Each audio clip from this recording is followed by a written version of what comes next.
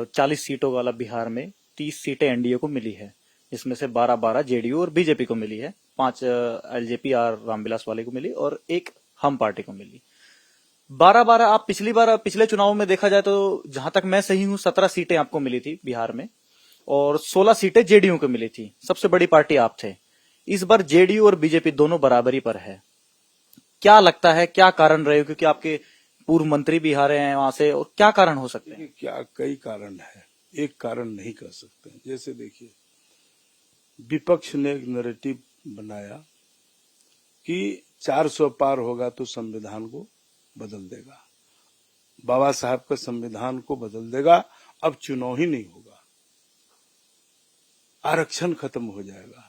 तो गलत बातों को इतना प्रचार प्रसार किया कि उसका इफेक्ट गरीब लोगों में पड़ा। इसलिए ये सब हुआ है, ये बता देता हूं। तो देश की जनता को दिग्भ्रमित किया। वो तो प्रधानमंत्री मोदी जी का काम काज को देख के जनता ने हमें जनादेश दिया है, परंतु कहीं कहीं जो सीटें कम आई है, यही नैरेटिव को, गलत बात को, अफवाह फैला को, देश को और मतदाता को दिग्भ्रमित किया है।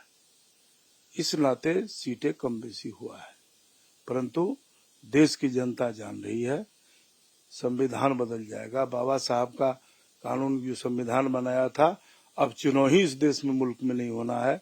इस टाइप को आरक्षण खत्म कर दिया जाएगा। इन बातों को ज्यादा फैलाया, इसी का परिणाम है। हमने देखा चुनाव के समय पे विपक्षी पार्टियों ने ये भी कहा कि मोदी अगर तीसरी बार जीते तो चुनाव बंद हो जाएंगे। हालांकि विपक्ष का कहना यह है कि जो बीजेपी को नुकसान हुआ है वो इस वजह से हुआ है, या कहें तो उनको सबक सिखाया गया है कि जिस तरह से चुनाव के दूसरे तीसरे चरण में प्रधानमंत्री के द्वारा जो कहा गया कि मंगलसूत्र, पाकिस्तान, मुजरा, इस तरह के आरोप लगाए गए।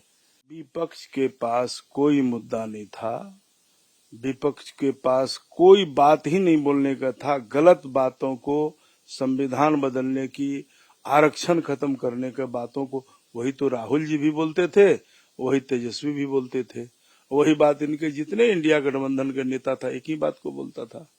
इसलिए इन बातों को दुष्प्रचार करके, कल ही महाराष्ट्र के लोग आए थे, कहा इसी का इफेक्ट था। हमारे कुछ नेता अपने दल के भी ऐसे इस तरह का बातों को बोला कि भाई संविधान जब ये सीटें अधिक आएगी 400 पार तो हम संविधान बदल देंगे। तो कहीं न कहीं ये सब बात गलत सलत बोल करके, फैला करके इनको अफवाह फैलाया, उसी का परिणाम है। और विपक्ष क्या बोलेगा? विपक्ष के पास कोई मुद्दा है? लालू जी का बेटा है और लालू जी का खानदान को लोग नहीं जानता है, हैं? सभी तो चार्जशीटेड हैं। चारा घोटाला से लेके जमीन के लेके नौकरी देने वाले रेल में सब तो चार्जशीट हो ही रहा है।